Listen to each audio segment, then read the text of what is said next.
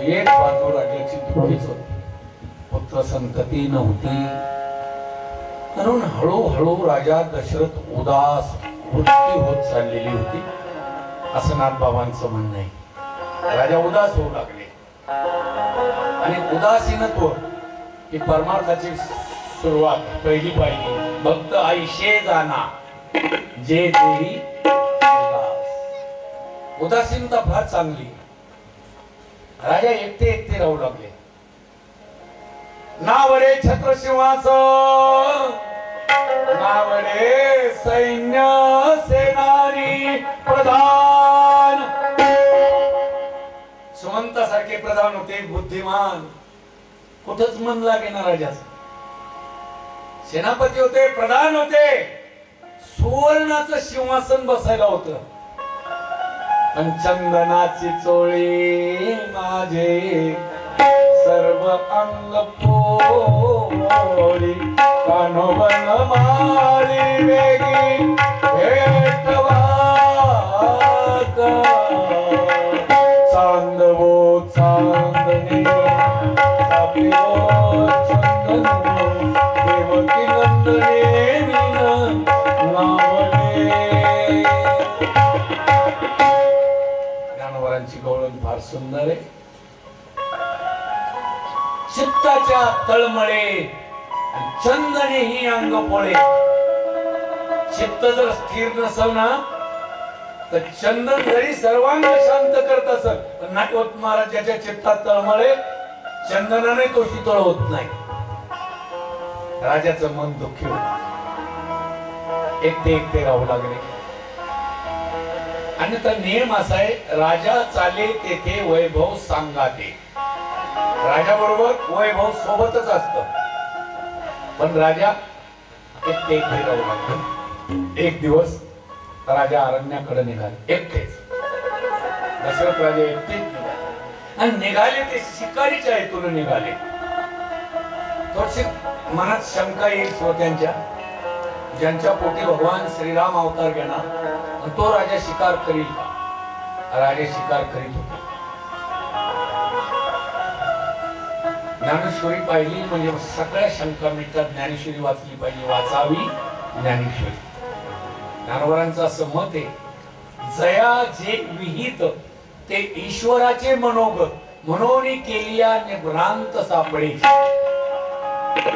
आपल्या वाट्यावर आलेलं कर्म, विहित कर्म, ती ईश्वराची मर्जी असते.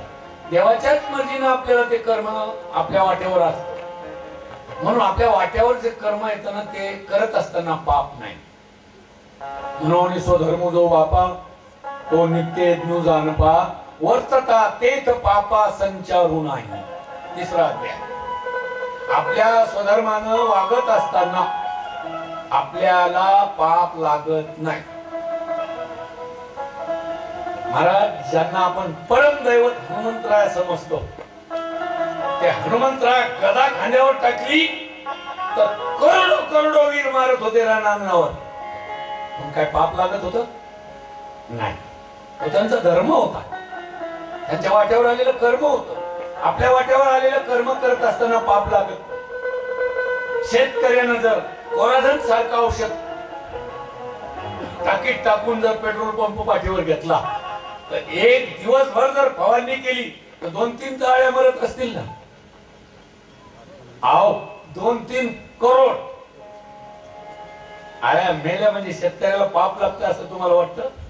नाही, तो त्याचा स्वधर्म आहे. शेतकऱ्याच्या लक्ष्मीनं खुरप हातात घेतलं तर कोटी कोटी तणाचा जीव घेती संध्याकाळपर्यंत. त्या तणात जीव नाही का? पण ते पाप लागत नाही. तो स्वधर्म आहे. सगळ्यात कळसावरची तुमच्या पुढे गोष्ट ठेवतो म्हणजे तुमच्या ध्यानात येईल. जनावराचं मांस विकणं. मी काकाला विचारतो, काका जनावराचं मांस विकणं पाप आहे का पुण्य? तुमच्या मनात काय? जनावराचं मांस विकणं हे पाप आहे ना. ते जर पाप असतं तर जगाच्या बापानं तराजू हातात घेतलं असतं का? सज्जना कसाया विकुला गे माझा, सज्जना कसाया विकुला गे माझा, सज्जना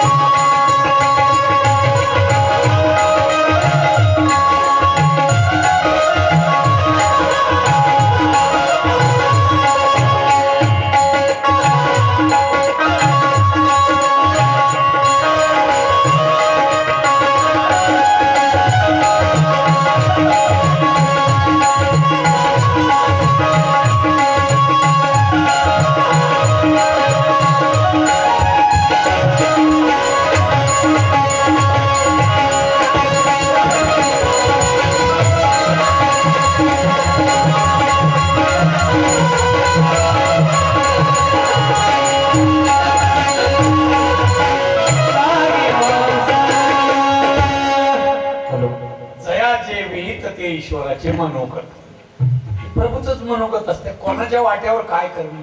महाराज तो सज्जन कसही होता, तो खाटीक होता, त्याचा धर्म होता माणूस शिकण्याचा, पण भजन करीत होता म्हणून परमात्मा विकू लागत. सावतोबा माळी होते, कांदा मुळा भाजी अवघी पुढं पाप लागत होत, खुरपत होते, देव खुरपू लागत होता. ज्याच्या वाट्यावर जे कर्म आलं ते त्याला पाप नसतं. क्षत्रियांना शिकार करणं हे पाप का नाही? क्षत्रिय राजे लोक आपल्या प्रजेचं रक्षण करण्याकरता,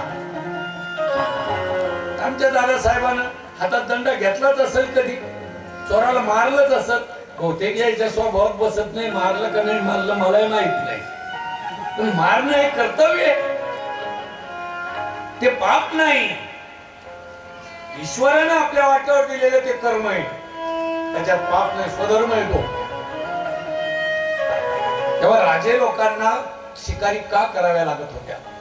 अरण्यात एक तर हिंस्र पशु सामान्य पशूंना त्रास देत असतात.